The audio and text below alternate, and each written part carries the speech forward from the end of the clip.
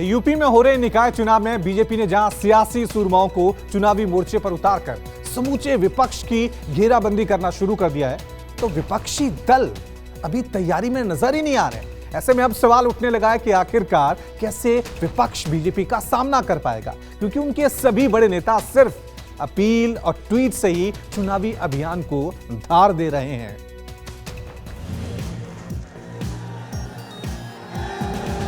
उत्तर प्रदेश में विपक्ष का दावा है कि वो बीजेपी को निकाय चुनाव में किनारे कर देगी, लेकिन जमीन पर इसके उलट तस्वीरें दिखाई दे रही हैं।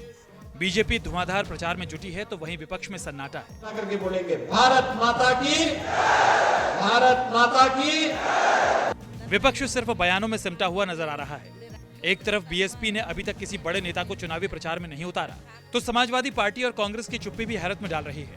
ना मायावती, ना अखिलेश यादव और ना ही कांग्रेस का कोई बड़ा लीडर प्रचार करता दिखाई दिया। वहीं बीजेपी ने पूरी ताकत झोंक दी है। डबल इंजन के साथ तीसरा इंजन ट्रिपल इंजन के रूप में जुड़ेगा ना, तो विकास के कार्य को और गति दी जा सकती है, और गति दी जा सकती है। सीएम योगी समेत बड़े नेता रैलियां और जनसभा कर रहे हैं।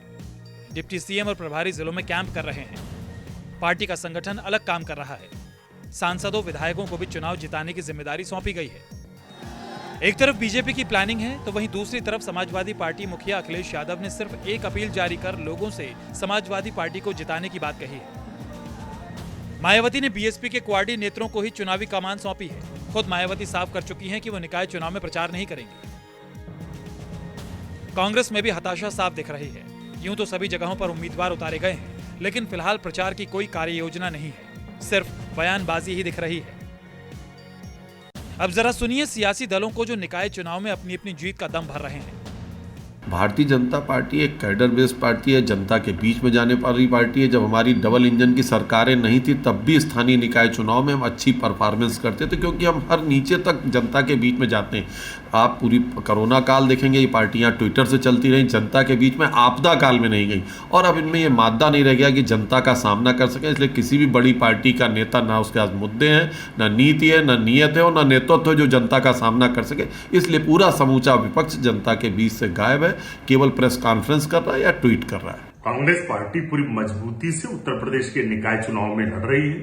हमने अपने सभी वरिष्ठ नेताओं को, पूर्व मंत्रियों को, प्रदेश अध्यक्ष, प्रांतीय अध्यक्ष सभी नगर निगमों में जा रहे हैं।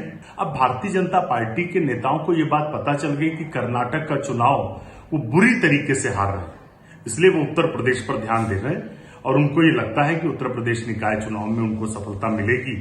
लेकिन प्रदेश के जनमानस ने मन बना लिया है कि अब भारतीय जनता पार्टी को सत्ता से बाहर करना, क्योंकि ये सिर्फ और सिर्फ झूठ बोलते हैं। सभी लगातार नगर निगम के चुनाव में, महापौर के चुनाव में, नगर पालिका और नगर पंचायत के चुनाव में प्रचार में लगे हुए हैं। बीजेपी सरकारी तंत्र का पूरा इस्तेमाल करते हुए, चाहे उनके कैबिनेट मंत्री हों, चाहे मुख्यमंत्री हों, वो पूरी सरकारी व्यवस्था का इस्तेमाल करते हुए चुनाव प्रचार कर रहे हैं। समाजवादी पार्टी इन सारी चीज़ों से बचने का प्रयास हमेशा करती रही है। हम चुनाव लड़ रहे हैं, पूरी मजबूती से लड़ रहे हैं, वैसे ही ठीक जैसे हमने जिला पंचायत का चुनाव लड़ा था और सबसे बड़े राजनीतिक दल के रूप में उत्तर प्रदेश में जीत के आए थे। अब मौजूदा हालात को देखते हुए आकलन होने लगा है कि समाजवादी पार्टी, बीएसपी, कांग्रेस की ये धीमी गति आखिर कैसे बीजेपी की धार को कुंद कर पाएगी। यूपी का निकाय चुनाव सभी राजनीतिक दलों के लिए प्रतिष्ठा का सवाल बनता जा रहा है। एक तरफ जहां बीजेपी ने मुख्यमंत्री समेत सभी बड़े नेताओं को चुनावी मैदान में उतारकर ताबड़तोड़ जनसभाएं शुरू कर दी हैं, तो वहीं दूसरी तरफ विपक्ष का कोई भी बड़ा नेता चुनाव प्रचार में नहीं उतरा है। ऐसे में बीजेपी को हराने का दम भरने वाली सपा, बसपा और कांग्रेस को अपनी साख बचाने के लिए कड़ी मशक्कत करनी पड़ सकती है। कैमरा पर्सन सचिन सैनी के साथ अशोक तिवारी, लखनऊ, न्यूज़ 24।